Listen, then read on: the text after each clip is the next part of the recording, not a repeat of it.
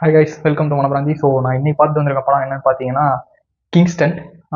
இந்த படம் ஆரம்பிச்சு முதல்ல வந்து எனக்கு ஒரு அதிர்ச்சியாக இருந்தது. நான் அரண்டு போயிட்டேன். அப்படி என்னடா பார்த்தேன் அப்படின்னு கேட்டிங்கன்னா, படம் ஆரம்பிச்சோடனே GV25 அப்படின்னு போட்டானுங்க. என்னது 25 அப்படின்னு எனக்கு எப்படி வச்சு பார்த்தாலும் ஒரு 5 படத்துக்கு மேலே ஞாபகம் வரல.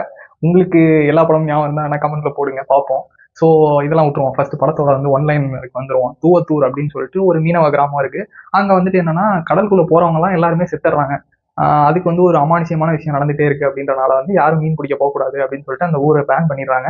அங்கதான் நம்ம ஹீரோ ஜிவி பிரகாஷ் இருக்காரு. அவங்க அப்பா அதே மாதிரியே மீன் பிடிக்க போயிட்டு அவர் இறந்துடுறாரு.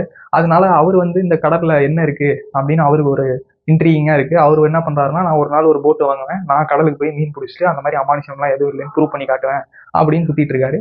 ஸோ இதெல்லாம் நடந்துச்சா, அவர் கடலுக்குள்ள போனாரு, அப்போ அவர் என்னெல்லாம் ஃபேஸ் பண்றாரு அப்படிங்கிறதா இந்த படம். ஃபர்ஸ்ட் படம் ஆரம்பிச்சோடனே வந்து ஒரு கிரைம் ட்ராமா மாதிரி தான் போகுது. இந்த கடத்தல்லாம் பண்றாங்க, அப்படி இப்படி போகுது, அதுல சில விஷயங்கள் நடக்குது, அந்த மாதிரியே தான் போயிட்டு இருக்கு. ஆனா நமக்கு என்னன்னா, படத்தை நீங்க ப்ரமோட் பண்ணது என்னன்னா ஒரு ஹாரர் ஃபேண்டசி அப்படிதானடா ப்ரமோட் பண்ணி, எங்கடா ஹாரரே தானோ ஃபேண்டசி தானோ அப்படின்னு நம்ம யோசிச்சுட்டு இருக்கும்போது அதெல்லாம் எப்போ ஸ்டார்ட் ஆகுதுன்னா இன்டர்வலுக்கு அப்புறம் தான் வருது. அதனால இன்டர்வல்ல தான் அவங்க டைட்டிலே போடுறாங்கன்னா பாத்துக்கோங்க. இப்ப என்னன்னா நம்ம யோசிச்சு பார்த்தோம்னா எதுக்கு ஃபர்ஸ்ட் ஹாஃப்ல இதெல்லாம் காட்டினீங்க அப்படிங்கிற டவுட் நமக்கு வந்து பயங்கரமா வருது. இதுல பெர்ஃபார்மன்ஸ் எல்லாமே ஓரளவு ஓகே தான். வில்லனா இருந்தவங்க 2 பேர் இருக்காங்க ஒரு நெகட்டிவ் ஷேட்ல. பெருசா அவங்களுக்கு ஒரு ஸ்கோப் இல்ல. பட் அவங்களுக்கு கொடுத்ததை ஓரளவு டீசெண்டா தான் பண்ணியிருக்காங்க. ஹீரோயின் கேரக்டர் வந்து சும்மா சும்மா நான் தான் இருக்கேன்ல அப்படின்னு சொல்லிட்டு கூட இருக்க மாதிரி தான் வந்துட்டு இருக்கு. நம்ம சொல்லிடக்கூடாது அப்படிங்கிறக்காக ஒரு இம்பார்ட்டன்ஸ் மாதிரி கொடுத்துருக்காங்க. ஆனா அதுவும் இல்ல அப்படின்னு சொல்லிட்டானுங்க. ஸோ திருப்பி வந்து இந்த பருத்தி முட்டை கூட இருக்கலாம்ன்ற மாதிரி அந்த இப்ப எதுக்கு அந்த ஹீரோயின் அப்படின்ற மாதிரி தான் இருந்தது.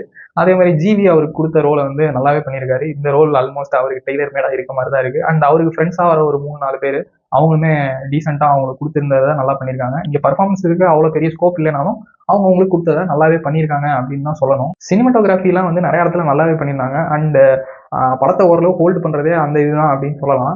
அண்ட் சவுண்ட் டிசைனிங்கும் நல்லா பண்ணியிருந்தாங்க. அண்ட் நிறைய இடத்துல பிரச்சனை என்னன்னா விஎஃப்எக்ஸ் தான். அந்த பட்ஜெட் கன்ஸ்ட்ரெயின்ஸ் வந்து நல்லாவே தெரிஞ்சது. அப்பட்டமா இது விஎஃப்எக்ஸ் தெரியிற அளவுக்கு தான் விஎஃப்எக்ஸ் பண்ணியிருந்தாங்க.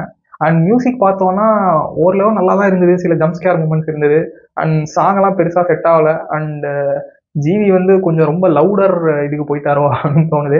அதுவும் எனக்கு பெருசா நம்ம காது வலி தான் வந்தது தவிர அவ்வளோ ஒன்றும் பயங்கரமா பிஜிஎம்லாம் செட் ஆச்சுன்னு சொல்ல முடியாது. இப்போ செகண்ட் ஹாஃப்ல இந்த சி ஹாரர் மேட்டர் வந்துருச்சு. ஃபர்ஸ்ட் ஜம்ப் ஸ்கேர் இதெல்லாம் வருது ஓகே. அதுக்கப்புறம் பார்த்தா இதெல்லாம் பேயா இல்லை ஏதாவது கிரீச்சர்ஸா இல்லை ஜாம்பியா அப்படின்னு சொல்லிட்டு நமக்கே வந்து பயங்கர டவுட் வந்துருது. ஏன்னா இங்க அங்கே இருக்கிற பேரலி சுற்றி அது இதுன்னு போட்டு எடுத்து எல்லாத்தையும் தூக்கி போட்டு அடிக்கிறானுங்க. என்னன்னே நமக்கு ஒன்றும் புரியாம போயிருது. ஏன்னா ஹாரர் நீங்க பேய் நீங்க என்னன்னா பேரல சுற்றிலாம் வச்சு தூக்கி போட்டு அடிச்சுக்கிட்டு இருக்கீங்க அப்படிங்கிற மாதிரி நமக்கே வந்து ஒரு அது சிரிக்கிறதா இல்ல வந்து என்ன யோசிச்சாங்க, ரொம்ப நடுவுல சிக்கிட்டாங்கன்னு நினைக்கிறேன். இது எப்படி எடுக்கிறது அப்படின்னு அவங்களுக்கே வந்து ஒரு இது இல்லாம கன்ஃபியூஷன்லயே ஏதோ கண்டபடி எடுத்துட்டாங்க அப்படின்னு தான் நினைக்கிறேன். நல்ல கான்செப்ட் தான். ஆனா வந்து என்ன சொல்றது, ரொம்ப ஸ்கிரீன் பிளேல வந்து குளறுபடி பண்ணிட்டானுங்க. அந்த மாதிரி இல்லாம கொஞ்சம் நீட்டா எடுத்துட்டு போயிருந்திருக்கலாம். ஃபர்ஸ்ட் ஹாஃப்லாம் வந்து இந்த கிரைம் டிராமாவா இருந்ததே பரவாயில்லடா அப்படின்னு சொல்ற அளவுக்கு தான் செகண்ட் ஹாஃப் இருந்தது. அந்த ஹாரர் எலமெண்ட்ஸ்லாம் வந்து பெருசா ஒர்க் அவுட் ஆகல அப்படின்னு தான் சொல்லணும். இந்த ஸ்கிரீன் பிளேல உளுந்ததை வந்து விஷுவல்ஸ் வச்சு கொஞ்சம் மேக்கப் பண்ண ட்ரை பண்ணியிருக்காங்க. அதுவும் பெருசா செட் ஆகல. இதுல நமக்கு நிறைய வந்து நம்ம கொஸ்டின்ஸ் நமக்குள்ளேயே வருது. சரி இந்த ஊர்ல வந்து பேன் பண்ணிட்டாங்க. அப்ப சரி ஒரு பக்கத்து ஊருக்காரங்களோட வந்து ஒரு பார்ட்னர்ஷிப் போட்டுருக்கலாம். பண்ணி ஏதாவது பண்ணிருக்கலாம். ஐடியா இல்லாத பசங்கன்ற மாதிரி நமக்கு தோண வைக்கிறாங்க. நிறைய டவுட்ஸ் வருது. ஈவன் வந்து ஹீரோ வந்து வில்லனோட தான் ஒர்க் பண்ணிட்டு இருப்பாரு. அவர் இந்த கடத்தல் இதெல்லாம் பண்ணிட்டு இருக்கிறது அவருக்கு தெரிஞ்சுதான் பண்ணுவாரு. இவருக்கு நினைச்ச பொருள் ஒன்னா இருக்கும், அவர் கடத்த வச்ச ஒரு பொருள் ஒன்னா இருக்கும். ஏன்னா பொருளை மாத்திட்டேங்கிறதுக்காக சண்டை போட்டு வந்த மாதிரி தான் இருக்கும். அதுலயும் ஒன்றும் பெருசா லாஜிக்லாம் இருந்த மாதிரி தெரியல. ஆக மொத்தம் இந்த படம் ஓடிடியில வந்ததுக்கு அப்புறம் பாத்துக்கோங்க. ஜீவியண்ணா நமக்கு இது வேணாம்ண்ணா, நம்ம மியூசிக் பக்கமே போயிடலாம் அப்படின்ற மாதிரி தான் இருக்கு. இதை நான் மட்டும் சொல்ல, தியேட்டர்ல நிறைய பேர் கத்திக்கிட்டு இருந்தாங்க. So yeah that's it guys. இதே மாதிரி இன்னொரு ரிவ்யூல பார்ப்போம். லைக், ஷேர் அண்ட் சப்ஸ்கிரைப் பண்ணலாம். Bye guys.